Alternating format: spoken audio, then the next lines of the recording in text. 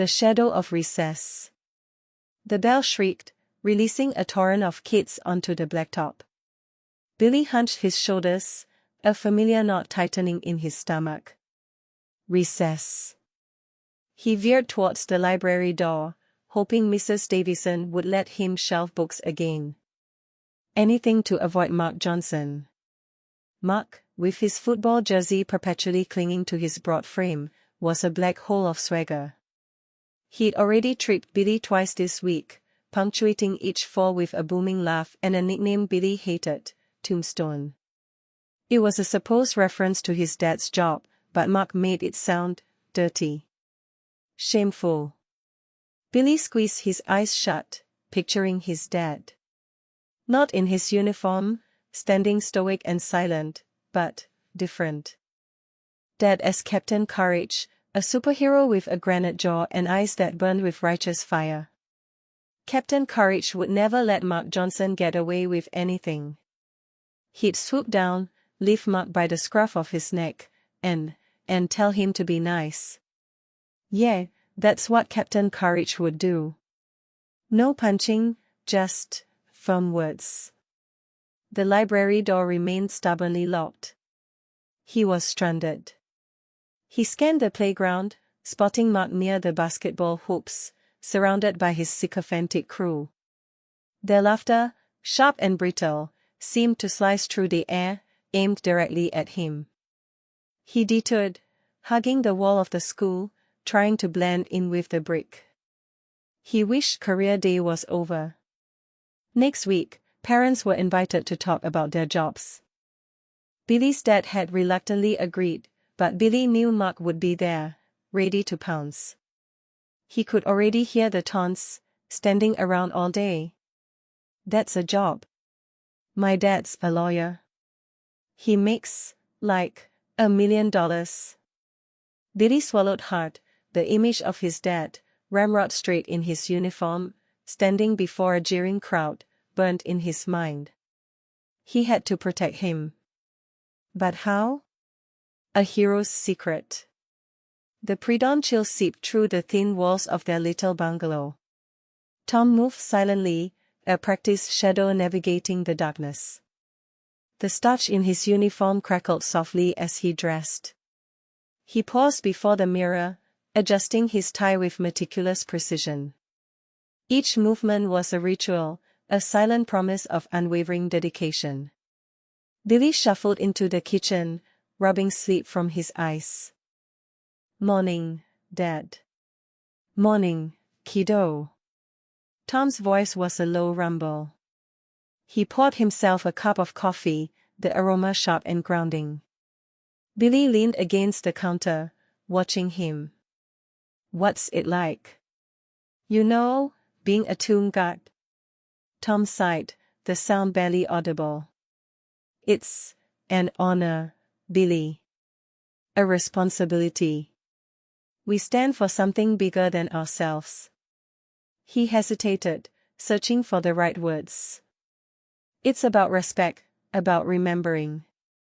Billy nodded slowly, but his gaze held a flicker of something Tom couldn't quite decipher. Cool, he mumbled, grabbing a banana. See you later.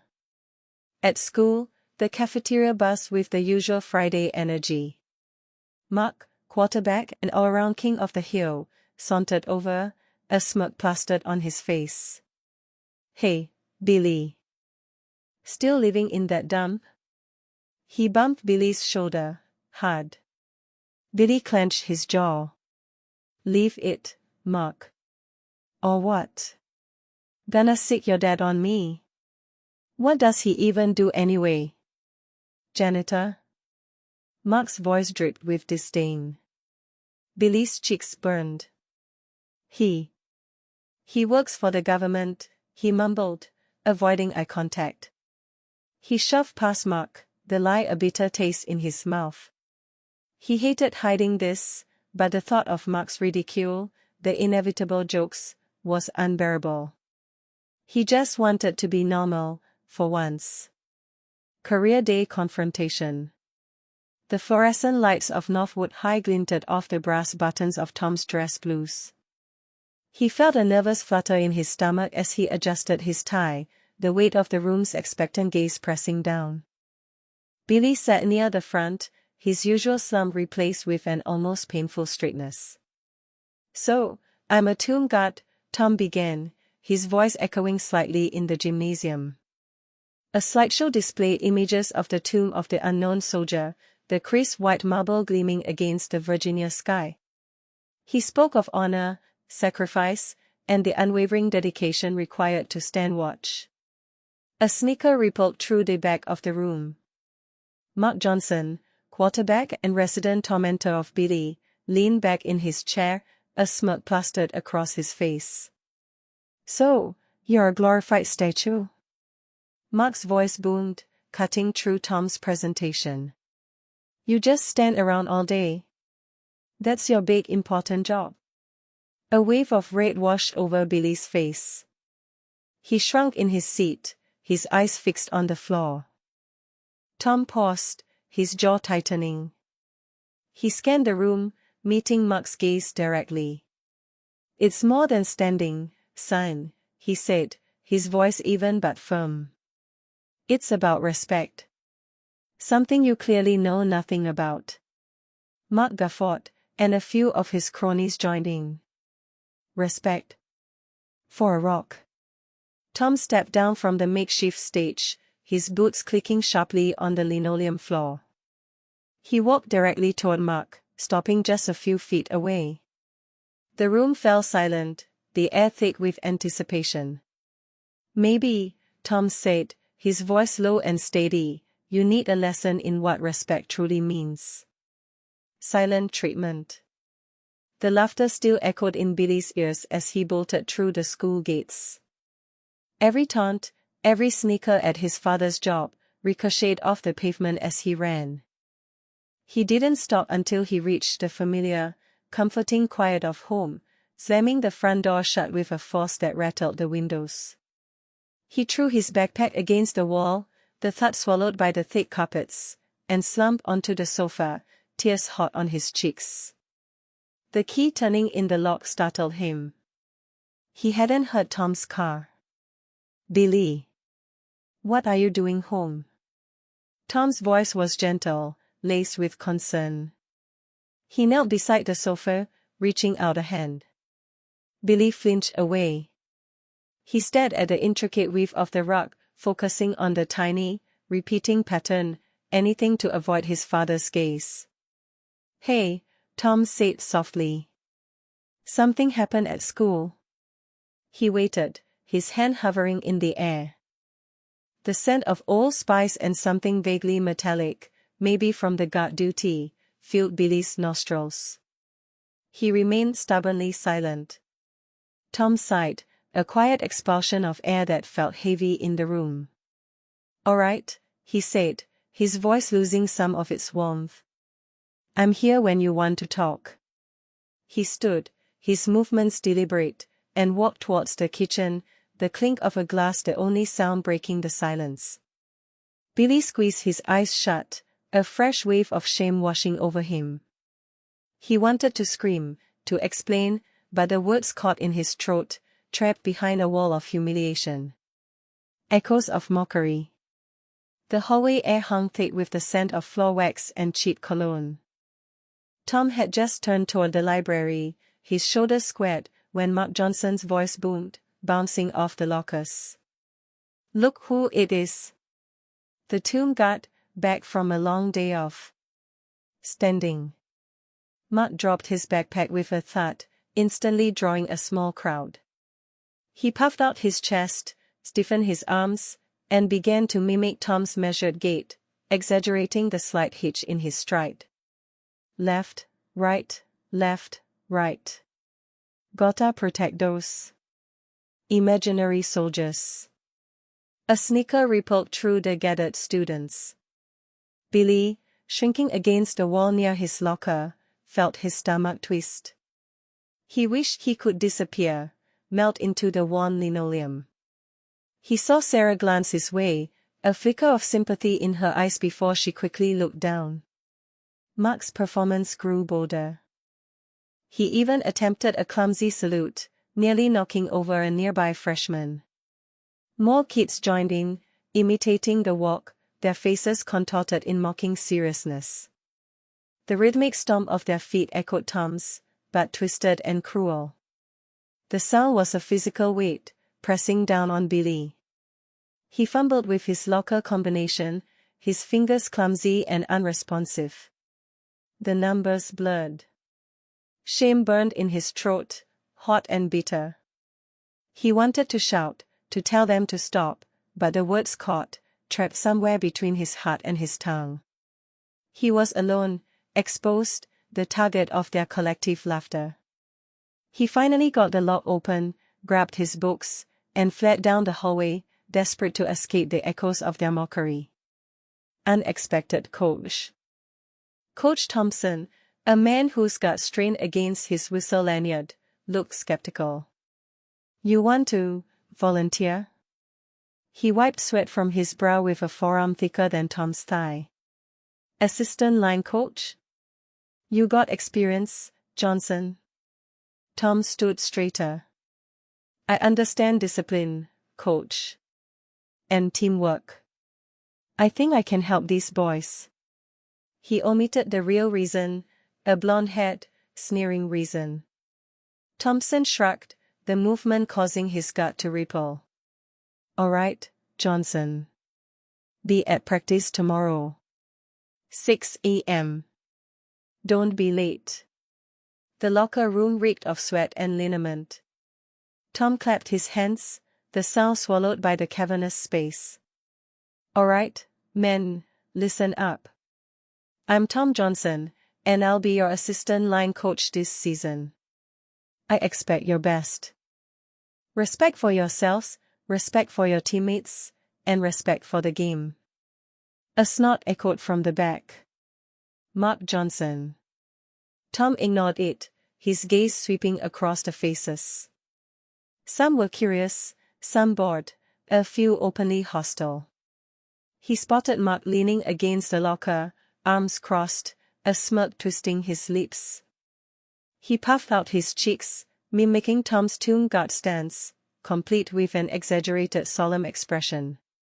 A few players snickered. Tom met Mark's gaze, unflinching. "Let's hit the field. Now." He turned and walked towards the door, the metallic click of his boots against the concrete floor the only sound. The smirk on Mark's face faltered for a moment, a flicker of something unreadable in his eyes before it hardened back into defiance. The drill. Mark Johnson was all preening arrogance in shoulder pads, a rooster ruling the offensive line drill. He barreled into the team's smallest freshman, sending Timmy sprawling with a grunt. "Get out of the way, shrimp," he snarled, his lip curling. Observing from the edge of the field, Tom felt a familiar dread coil in his stomach. He'd witnessed Johnson's bullying antics far too often. "Johnson," Tom's voice, a sudden crack of authority, sliced through the humid air. All eyes swiveled. "Got some excess aggression, do you? Let's redirect it. You and me. Now." A predatory grin stretched across Mark's face. "Think you can handle it, coach?" He bounced on his toes, plainly relishing the chance to embarrass Tom before his teammates. Tom simply nodded, discarding his jacket. He settled into a balanced stance, knees bent, ready. The whistle shrieked, and Mark exploded forward, a teenage battering ram unleashed. Tom flowed to the side, a subtle shift that completely wrong-footed Mark. The younger player's own force betrayed him, sending him stumbling past. Tom was already behind him, a gentle tap on the shoulder pads the only contact. "Again," Tom stated, his tone even despite the ache blooming in his leg muscles. 5 more attempts followed. 5 more times, Tom evaded him with effortless grace, a seasoned toreador mocking a charging bull. With each field rush, Mark's face deepened to crimson, his breath coming in ragged gasps. Finally, he stood heaving, sweat slicking his dark hair to his skull. Across from him, Tom stood composed, his expression enigmatic. The tension in Tom's gut had begun to unravel. A visit to hallowed ground. The bus idled, a low rumble in the sudden quiet as the team disembarked. Arlington National Cemetery stretched before them, an ocean of white headstones under a sky the color of gunmetal. Even Mark, usually buzzing with cocky energy, felt a prickle of unease. The manicured lawns were unsettlingly perfect, the air thick with a solemnity he couldn't quite grasp. Coach Thompson gestured toward a distant white marble structure. That, gentlemen, is the tomb of the unknown soldier. As they walked, Tom stayed beside Mark. Every day, rain or shine, soldiers guard that tomb. They represent all the unidentified remains from our nation's conflicts, he said, his voice low and devoid of its usual warmth. The guards go through intense training. They dedicate their lives to this duty. Mark scoffed internally. Dedication. He dedicated himself to winning football games. This felt different. They stood before the tomb as the changing of the guard ceremony commenced. The precision, the silence, the unwavering gaze of the tomb guard, it was unnerving. Tom spoke again, his voice barely a whisper. Think about it, Mark. These soldiers gave everything, their identities erased by the chaos of war. This tomb, it's not just a monument. It's a promise. A promise that we won't forget. The words, spoken with such quiet conviction, felt like a punch to Mark's gut. He looked at the endless rows of headstones, each one a silent testament to lives lived and lost. The arrogance that usually shielded him felt flimsy, inadequate. A cold wind swept through the cemetery, and Mark shivered, not from the temperature, but from a dawning understanding. Respect earned. Mark found Billy sitting on the porch swing, staring at the faded paint on the floorboards. He sank onto the swing beside him, the chains groaning a tired protest. Billy, he began, his voice rough, I messed up. Big time. Billy didn't look at him. You always do. The words stung, but Mark pushed on. I was ignorant. Arrogant. I didn't understand what you were going through, what Tom was going through. And I was a jerk. He swallowed, the admission tasting like ash. I'm sorry, son. Really sorry. Billy finally turned, his eyes red-rimmed. Are you going to be different now? I'm going to try, Mark said, the sincerity raw in his voice. I'm going to listen more, judge less. I promise. Later, Mark found Tom in the garage, meticulously cleaning his motorcycle. The smell of oil and metal hung heavy in the air. Tom, Mark said, approaching cautiously. I owe you an apology too. My behavior was unacceptable. You're a good man, and you've been a good friend to Billy. I was wrong to treat you like that. Tom stopped wiping the chrome, his gaze steady. Apology accepted, Mark. Actions speak louder than words. That night, after dinner, Billy lingered at the table. He fidgeted with his fork, avoiding eye contact. Finally, he looked up, a hesitant smile playing on his lips. Dad. Yeah, buddy. I'm proud of you, Billy mumbled, ducking his head again.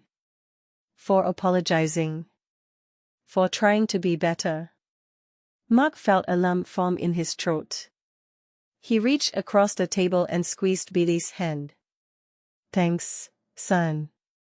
That means more than you know. The exhaustion still lingered, but it was overshadowed by a fragile hope. Maybe, just maybe, he could earn back the respect he'd carelessly thrown away.